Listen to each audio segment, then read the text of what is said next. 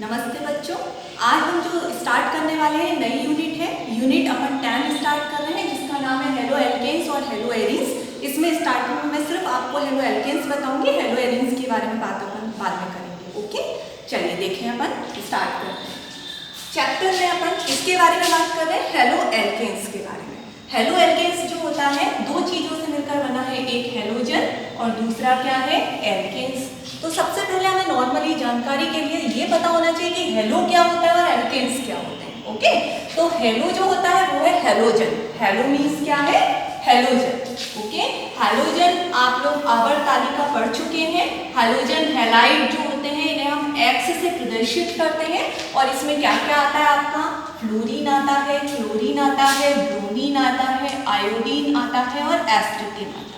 Okay, तो ये चीजें काय में आती हैं? हेलोजन में, जो कि हेलो मीन्स हेलोजन, जिसे हम हैलाइड भी बोलते हैं। इसे हम एक्स से प्रदर्शित करते हैं। फ्लोरीन, क्लोरीन, ब्रोमीन, आयोडीन, एस्ट्रिटिन, ये सभी किसके अंतर्गत आते हैं? हेलोजन के अंतर्गत। इसे हैलाइड भी कहते हैं, ध्यान रखिएगा। हैलाइड भी अगर बोले तो वो हेलोजन ही है। ओके, चलिए, हेलोजन तो अपन को आ गया समझ में। अब हम बात करते हैं किसकी? हेलो के साथ में कौन जुड़ा हुआ है? एल्केन्स। तो एल्केन्स जो होते हैं इन्हें हम प्रदर्शित करते हैं R से और इनका सूत्र होता है CnH2n+2। ये आप याद रखिएगा, ये फॉर्मूला होता है। ठीक है, ये मैंने आपको 10 तक के एल्केन्स लिखे हैं। ये सभी एल्केन्स हैं। एल्केन्स वे होते हैं जो कार्बन और हाइड्रोजन से मिलकर बने होते हैं और इनके मध्य ना तो द्विबंध होगा ना त्रिबंध होगा। एल्केन्स हमेशा एकल बंध के द्वारा आपस में जुड़े होंगे। ये 10 तक है, एग्जाम्पल लिए हैं मैंने। चलिए अब अपन देखते हैं कैसे ये जो फॉर्मूला होगा वो इनपुट होगा इधर। देखिए, अपन methane, ethane, propane, butane, pentane, पहले इन्हीं पांचों की बात कर लेते हैं अपन। तो मेथेन जो है एक कार्बन। ओके, कार्बन हमेशा कितने बंधों से जुड़ा रहता है? 4 बंधों से।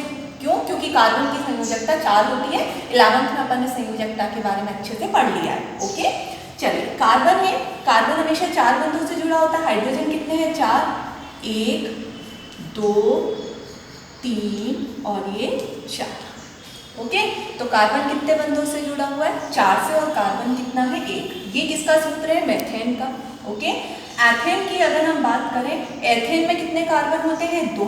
तो यहाँ पर अगर हम बात करें 1, 2, ठीक है, एथेन में कितने कार्बन होते हैं? 2। इधर भी हाइड्रोजन, इधर भी हाइड्रोजन, ऊपर 2 और नीचे भी 2। अब आप देखें, दोनों में अपन देखें तो कैलकुलेट करके देखते हैं कैसे फॉर्मूला इनपुट होता है। देखें, कार्बन अगर 1 है, n मीन्स कार्बन की संख्या अगर 1 है, ठीक है, तो हाइड्रोजन कितने हो जाएंगे? 2 गुणित n मीन्स n कितना है? 1 प्लस 2, यानी 2 एकम 2, 2 में 2 जोड़े तो कितने हो गए? 4। इसीलिए हाइड्रोजन कितने हो गए? 4। आगे समझ में? अब मैं बात करूं, यही फॉर्मूला इनपुट कर रहे हैं हम।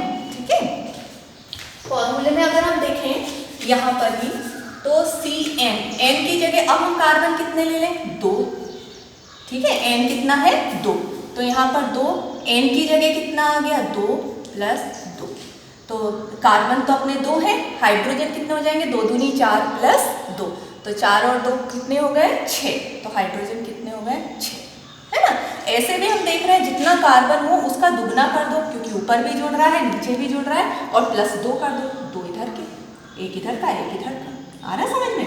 ऐसे ही कार्बन है, यदि 3 है, 1, 2, 3, ठीक है, तो दुगना कर दो, क्योंकि 3 हाइड्रोजन ऊपर जोड़ेंगे, 3 नीचे जोड़ेंगे, तो दुगने हो गए तो कितने हो गए? 6, और 1 इधर और 1 इधर, कितने हो गए? 8। तो आप चाहें तो फॉर्मूले के थ्रू भी आप सूत्र याद रख सकते हैं और आप चाहें तो दुगना करके प्लस 2 कर देंगे। ओके, ऐसे भी आप समझ सकते हैं। तो इस तरह से हम लोगों को फॉर्मूले बनाने हैं। तो ये आपको समझ में आ गया होगा कि किस तरह से फॉर्मूले हैं। ठीक है, फॉर्मूला किस तरह से इनपुट करते हैं वो भी मैंने आपको समझा दिया। हाइड्रोजन 2 दूनी 4 प्लस 2 कितने हो गए? 6। ऐसे 3 लेंगे तो 3 दूनी 6 प्लस 2 कितना हो जाएगा? 8। 4 लेंगे तो 4 दूनी 8 प्लस 2 कितने हो जाएंगे? 10। 5 लूंगी तो 5 दूनी 10 प्लस 2 कितने हो जाएंगे? 12। इस तरह से आप ये सारे फॉर्मूले निकाल लेंगे और ये होते हैं हमारे एल्केन। हमें मोस्टली इन्हीं का ही यूज करना है, एक्स्ट्रा कोई नहीं आएंगे। ओके, तो ये आपको अच्छे से समझ में आ गया होगा एल्केन्स किसे कहते हैं और हेलोजन किसे कहते हैं। ठीक है, अब हेलोजन और एल्केन ये दोनों चीजें एल्केन्स और हेलोजन को जब हम जोड़ देंगे तो उससे क्या बन जाएगा, हेलो एल्केन्स। ठीक है, तो अब हम देख रहे हैं इसका मेन वर्गीकरण। ओके, मैं ये मिटा रही हूँ, आपको अच्छे से समझ में आ गया होगा। 6 कार्बन वाले को हेक्सेन बोलते हैं, 7 कार्बन वाले को हेप्टेन बोलते हैं, 8 कार्बन वाले को ऑक्टेन, 9 कार्बन वाले को नोनेन और डेकेन। इसमें कार्बन और हाइड्रोजन के अलावा कुछ भी नहीं होगा और ना ही उनमें डबल बॉन्ड और ट्रिपल बॉन्ड होगा, ये सब आपस में सिंगल बॉन्ड के द्वारा जुड़े हुए रहते हैं। ओके, तो चलिए अब मैं मिटा रही हूँ और आपको वर्गीकरण बताती हूँ। स्टार्ट। चलिए बच्चों, अब हम देखते हैं हेलो एल्केन्स का वर्गीकरण। 2 आधार पर देखेंगे। सबसे पहले जो वर्गीकरण है वो है एल्केन मूलकों की संख्या के आधार पर। एल्केन मूलक यानी ये जो एल्केन मूलक होते हैं यानी वो एल्केन्स की बात हो रही है आज। ओके, तो एल्केन मूलकों की संख्या के आधार पर इन्हें 3 भागों में बांटा गया है। कितने भागों में बांटा गया? 3 भागों में। प्राथमिक हेलो एल्केन, द्वितीयक हेलो एल्केन और तृतीयक हेलो एल्केन। ओके, प्राथमिक, द्वितीयक और तृतीयक। ठीक है, अब अपन देखते हैं प्राथमिक हेलो एल्केन्स किसे कहते हैं। ठीक है, हेलो एल्केन्स, हेलो एल्केन्स में क्या होता है, बनते कैसे हैं? देखिए, मैंने कोई भी आर ले लिया है। ठीक है, कोई भी R means alkane, methane, ethane, propane, butane, जो भी मैंने वहां लिखे थे उनकी क्रिया मुझे किससे करानी है? किसी भी हेलोजन से, फ्लोरीन, क्लोरीन, ब्रोमीन, आयोडीन, किसी से भी करूंगी तो आर के साथ में कौन जुड़ जाएगा? H। इसे हम बोलते हैं हेलो एल्केन। लेकिन ये ऐसे ही नहीं जुड़ता। ठीक है, इसके लिए मैं एक एग्जांपल लेती हूँ CH4 का। क्या लिया मैंने? CH4।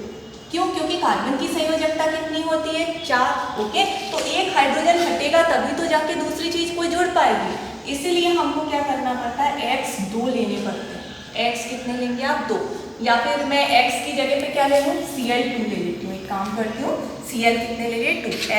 X मीन्स मैं आपको पहले भी बता चुकी हूँ, इसको हम क्या बोलते हैं? हेलोजन। और हेलोजन में हम फ्लोरीन, क्लोरीन, ब्रोमीन, आयोडीन, एस्टेटिन में से कुछ भी ले सकते हैं, लेकिन फ्लोरीन और एस्टेटिन नहीं लेंगे क्योंकि फ्लोरीन का आकार छोटा होता है और एस्टेटिन जो होता है वो रेडियोधर्मी होता है। आप क्लोरीन, ब्रोमीन और आयोडीन तीनों में से कोई ना कोई चीज़ आप ले सकते हैं। ठीक है, वो हमें 2 लेनी होगी। क्यों? क्योंकि जब तक कोई हाइड्रोजन हटेगा नहीं तब तक कोई दूसरी चीज़ आकर जुड़ नहीं सकती। ओके, तो एक हाइड्रोजन के साथ एक Cl आप निकाल देंगे, HCl निकल गया और क्या जुड़ गया?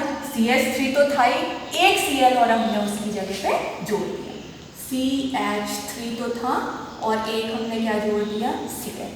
ठीक है, तो इसका नाम हो गया क्लोरोमेथेन। क्यों? क्योंकि मैथेन था। CH4 जो था वो क्या था? मैथेन।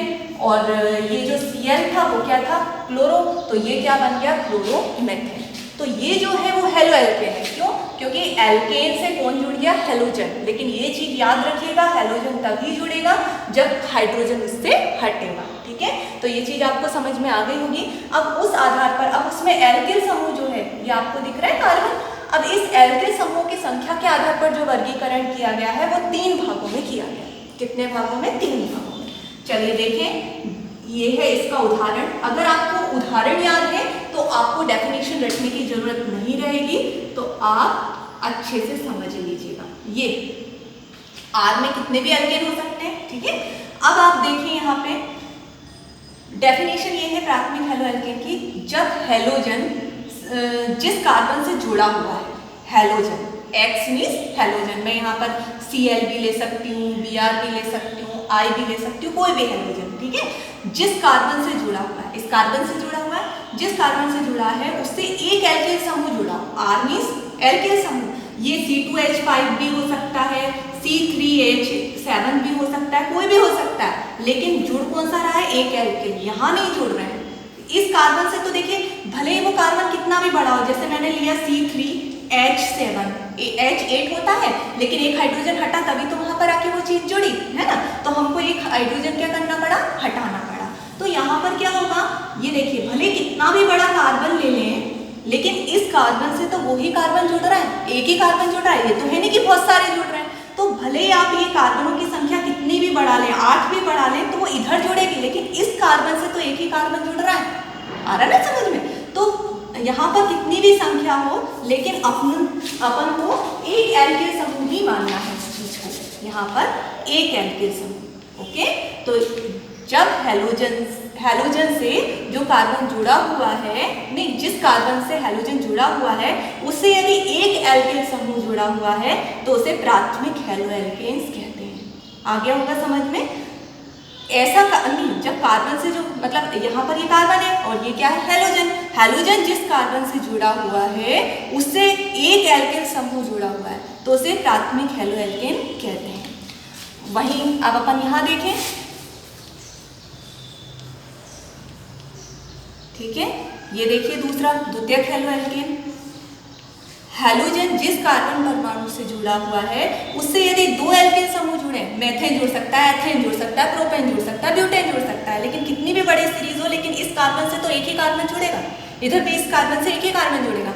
तो यदि हेलोजन से जो कार्बन जुड़ा हुआ है उससे दो एल्किल समूह जुड़ रहे हैं तो उसे हम कौन सा हेलोएल्केन बोलते हैं? द्वितीयक हेलोएल्केन। और तीसरा जो है यहाँ पर तीनों जगह पे आर आ जाएगा, ठीक है। हेलोजन जिस कार्बन परमाणु से जुड़ा हुआ है उससे यदि तीन एल्किल समूह जुड़े हुए हैं तो उसे हम क्या बोलते हैं? तृतीयक हेलोएल्केन्स, ठीक है। तो ये अपना पहला वर्गीकरण हो गया, ठीक है। अब हम दूसरा देखते हैं, स्टार्ट। चलिए बच्चों, अब अपन देखते हैं दूसरा है हेलोजन की संख्या के आधार पर वर्गीकरण। हेलोजन मैं आपको बता चुकी हूँ, क्लोरीन, ब्रोमीन, आयोडीन, आप कुछ भी ले लीजिए। अपने हेलोजन कितने होते हैं? क्लोरीन होता है, क्लोरीन होता है, ब्रोमीन होता है, आयोडीन होता है, एसिटेट होता है, ठीक है। जो सबसे ऊपर है क्लोरीन, इसका आकार छोटा होता है, डी कक्षा का अनुपस्थित होता है तो ये भी मोस्टली रिएक्शंस में पार्टिसिपेट नहीं करता है। और एसिटेट रेडियोधर्मी होने के कारण रिएक्शन में पार्टिसिपेट नहीं करता है। ये जो होते हैं ये मोस्टली सबसे ज़्यादा रिएक्शन करते हैं, ओके। तो अब अपन देखें हेलोजन की संख्या के आधार पर वर्गीकरण। तो हेलोजन की संख्या के आधार पर ये हेलोजन है, उनकी संख्या के आधार पर इन्हें चार भागों में बांटा गया। एक है मोनो हेलोएल्केन, मोनो मीन्स एक हेलोजन, डाई हेलोएल्केन यानी दो हेलोजन एल्केन से जुड़े हुए हों, ट्राई हेलोएल्केन एल्केन से तीन हेलोजन जुड़े हुए हों, और टेट्रा हेलोएल्केन यानी चार हेलोएल्केन मतलब चार हेलोजन एल्केन से जुड़े हुए हों। चलिए एग्जाम्पल के तौर पर देखें हम, ये कार्बन परमाणु है, ओके। इससे मैंने कितना मोनो यानी एक हेलोजन, ओके। तो मैं क्लोरीन, ब्रोमीन, अब ब्रोमीन ले लिया मैंने, ओके। एक कार्बन है, बाकी सब जगह पे क्या जुड़ा हुआ है? हाइड्रोजन, ठीक है। तो यहाँ पर हम इसका नाम क्या लेंगे? मोनो। मोनो यानी एक कार्बन, नहीं sorry, mono hello, mono means एक हेलोजन, ठीक है। मोनो मीन्स एक हेलोजन एल्केन से जुड़ा हुआ है, ठीक है। तो यहाँ पर मोनो हेलो की जगह पे हेलोजन के रूप में हमने क्या लिया है? Br, तो ब्रोमो बोलेंगे, क्या बोलेंगे? ब्रोमो।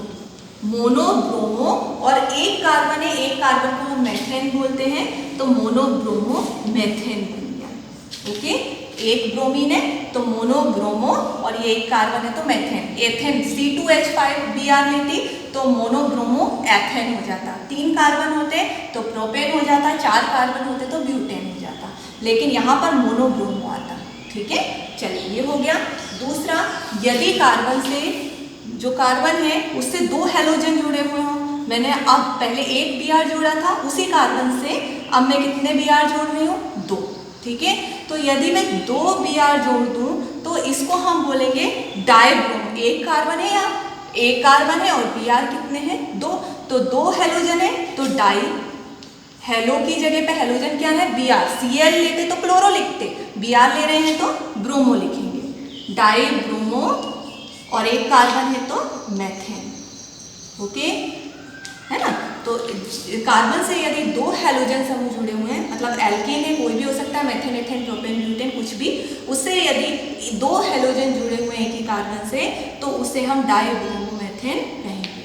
ऐसे यहाँ है ट्राइमीन होता है, तो कार्बन से तीन हेलोजन जुड़े हुए हों तो उसे हम ट्राइब्रोमोएथेन बोलेंगे, ओके। ये क्या हो जाएगा? ट्राई ब्रोमो, तीन है, तीन को हम ट्राई बोलते हैं, ब्रोमो है, क्लोरो होता, Cl जोड़ते तो क्लोरो बोलते, ट्राइब्रोमो मेथेन हो जाएगा। और लास्ट हमारा होता है क्या? Tetra bromo methane. कैसे बनेगा ये? तो टेट्रा मीन्स कार्बन से चारों हाइड्रोजन हट जाए और चारों जगह पे क्या जुड़ जाए? हेलोजन। चारों जगह पे आपका हेलोजन जुड़ेगा तो उसको हम बोलेंगे टेट्रा मीन्स चार होता है तो टेट्रा ब्रोमो मेथेन, ठीक है, तो वर्गीकरण बहुत सिंपल है। आई होप आपको अच्छे से समझ में आ गया होगा। ठीक है, अगली क्लास में हम इसके आगे का समझेंगे। ओके, चलिए, धन्यवाद।